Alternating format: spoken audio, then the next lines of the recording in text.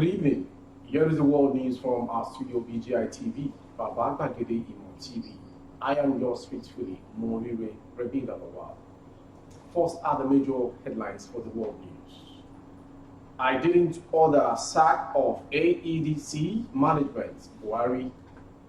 States grumble as FG slashes 36 billion naira COVID-19 fund. Omicron hits 5.57 countries. Northern group opposes fuel price increase, threatens mass action. Bright father, 2 others die in auto crash, mother hospitalized. Truck crushes motorboy in Ogun. And foreign, Burkina Faso Prime Minister, government resigned over security crisis. And finally sports, Napoli can't win Scudetto without Osimhen, Rossi. The news in details. President Muhammadu Buhari has denied being involved in the sack and replacement of the management of the Abuja Electricity Distribution Company, AEDC. A statement signed by Garba Shehu, the president's spokesman, said the statement credited to the Minister of State for Power cannot be true. The statement said for this reason, it is totally out of place and inconceivable that Buhari would be linked to the management of a private organization such as the AEDC, let alone sacking it. It is gladdening to note that the minister quoted in statements as himself distanced from it, the spokesman added. Investors in the economy were reassured in a statement that Buhari did not order the sack of the management of AEDC and does not intend to interfere in the running of the affairs of private business entities.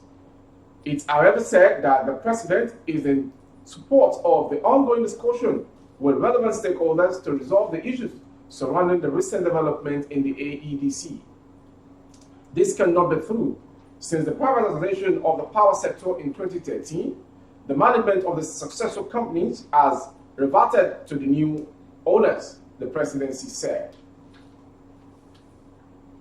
36 states of the Federation have faulted the federal government's handling of 36 billion naira international fund meant to combat COVID-19. It was gathered that at a meeting of state commissioners of health and federal health officers, which started on Tuesday and ended early on Wednesday, state governments opposed the central government over the sharing of the 36 billion naira international fund.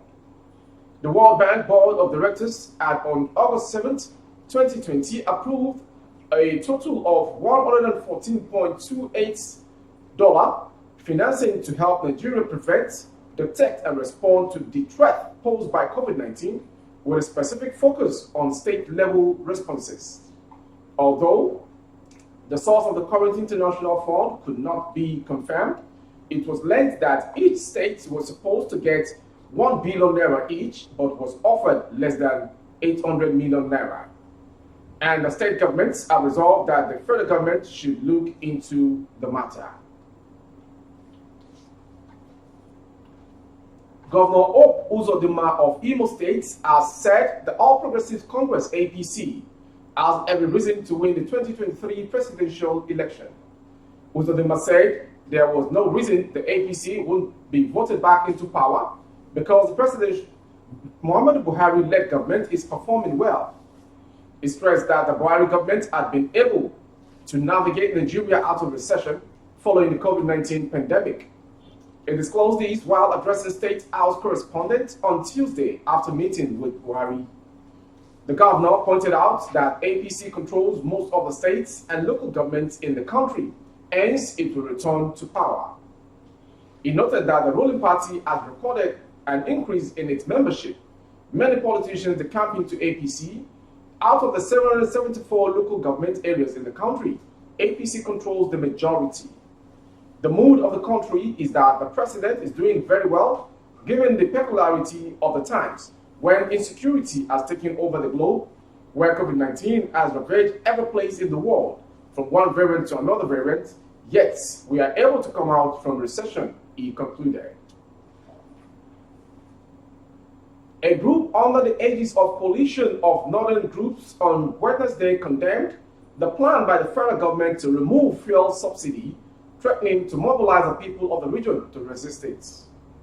CNJ insisted that the plan by the federal government to increase the pump price of fuel to 340 naira per litre had continued to elicit negative reactions from Nigerians. Addressing media briefing in Gombe at the end of its Northeast Stakeholders meeting, the Northeast Coordinator, represented by the Taraba State Coordinator, Ibrahim Mohammed, said the planned increase in fuel price would increase the suffering of people, especially in the north. He added, the promise to replace the oil subsidy with a payment of 5,000 naira stipends each to 40 million citizens is impracticable even if it is paid. It will be benefited by few Nigerians. Mohammed stressed that we have resolved to sensitize all levels of northern society on their duty to support a prolonged and sustained resistance to force government to resign their implementation of this unpopular, corrupt, and inhuman policy within the next 4 weeks or risk an unprecedented mass action and civil disobedience. President Muhammadu Buhari has inaugurated a locally built seaworld defense boat, SDB 111, in Lagos State. The vessel was inaugurated on Thursday and built by NNSOG. It is the third of its series to be built by the Nigerian Navy, according to a statement by Presidential aide Femi Adesina. He quoted his principal as saying during the event that the new inductions to the naval fleets would increase the agency's capacity in securing the nation's maritime domain. Buhari, according to the statement, also lauded the Nigerian Navy for keeping a steady course in its local content development drive, also restated the federal government's resolve to equip the agency. Local partners should share in this commendation for their efforts at local felicitation as outlined in the government's local content policy, he said. While acknowledging the efforts of the Nigerian Navy in securing Nigeria's vast oil and gas industry, he said the Navy is a major contributor to the nation's economic development. Furthermore, the provision of the new policy directives by the current administration of the Navy codified in such documents as the Nigerian Navy Strategic Plan 2021-2030, the Chief of the Naval Staff Strategic Directive 2021-2025, and the Total Spectrum Maritime Strategy have given the service credible guidelines and leverage for improved operational efficiency. The father of a newlywed lady who got married in Jos last Saturday and 2 other persons have lost their lives on their return journey to Bauchi. It was reported that they were involved in a fatal accident.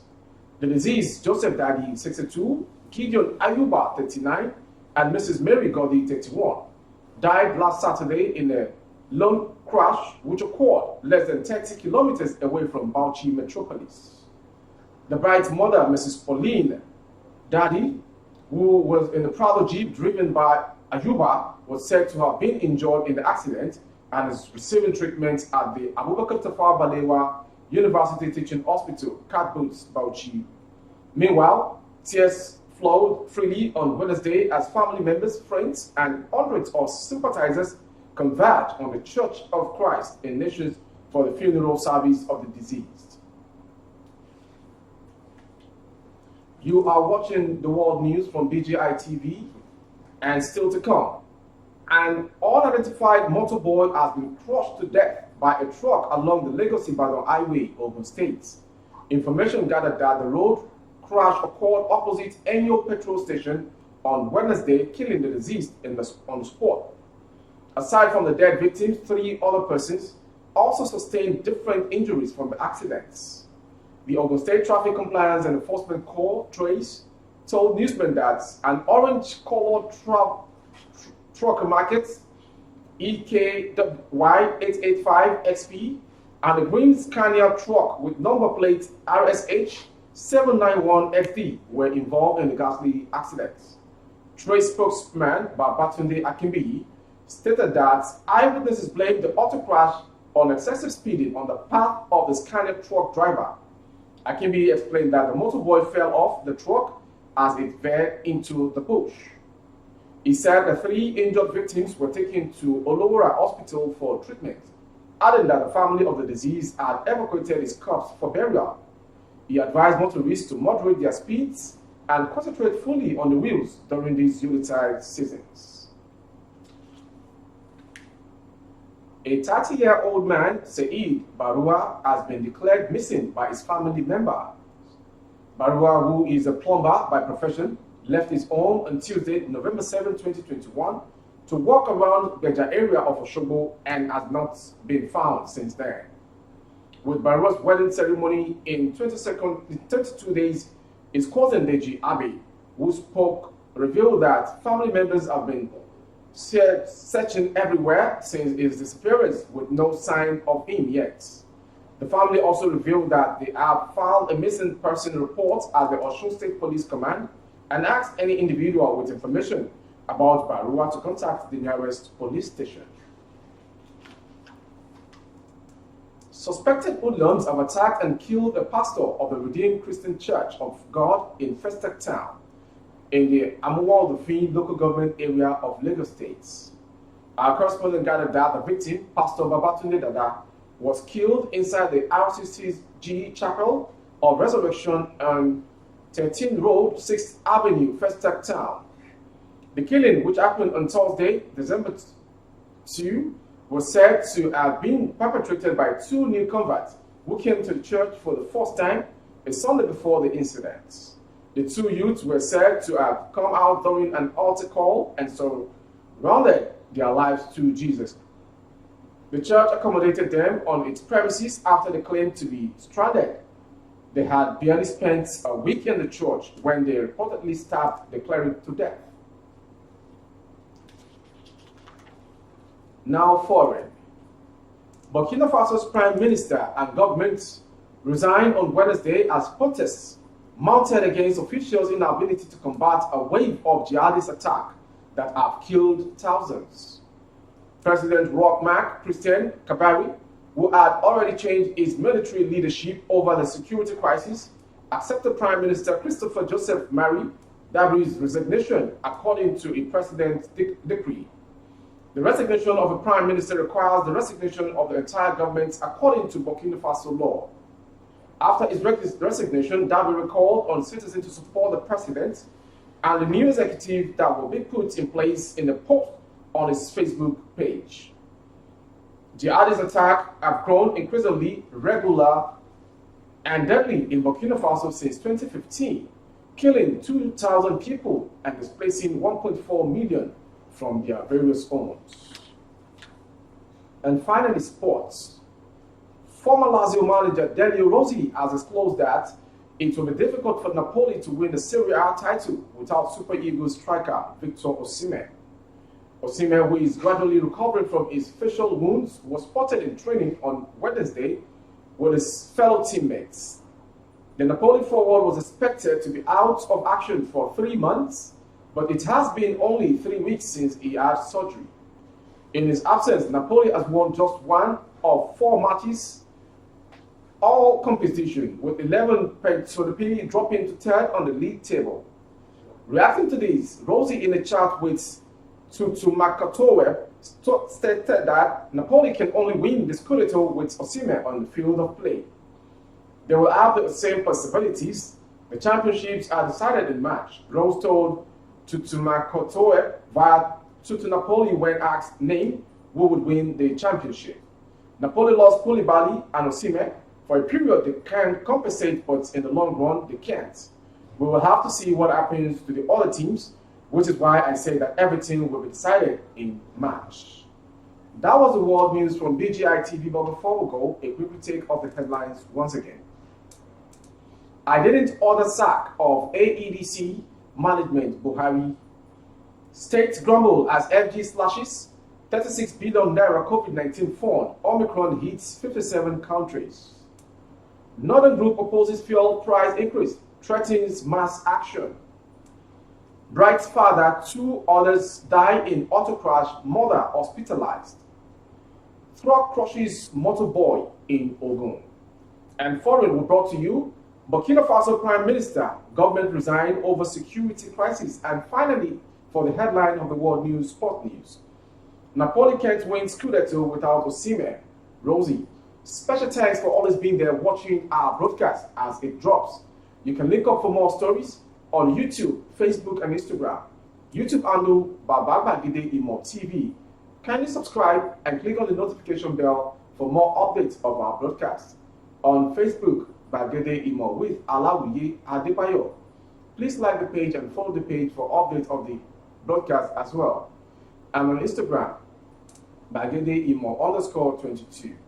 For advert placement of your goods and services and coverage of your event, functions, and every other gathering, the phone number to call is 070-3822-6160. Thank you for always being there. I am yours faithfully, Morire Rabina Lawal.